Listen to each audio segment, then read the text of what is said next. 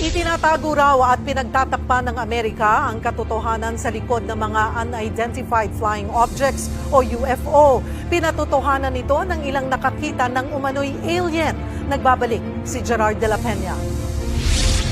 Totoo ang aliens at matagal na itong alam ng gobyerno ng Amerika. Yan ang matapang na isiniwalat ng tatlong whistleblower sa pagdinig ng US House Oversight Subcommittee on Unidentified Anomalous Phenomena o UAP.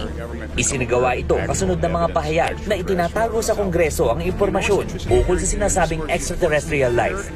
Kwento ng dating US Navy pilot na si Ryan Graves, madalas daw sila makakita ng mga unidentified flying object o UFO. They are grossly underreported. These sightings are not rare or isolated, they are routine.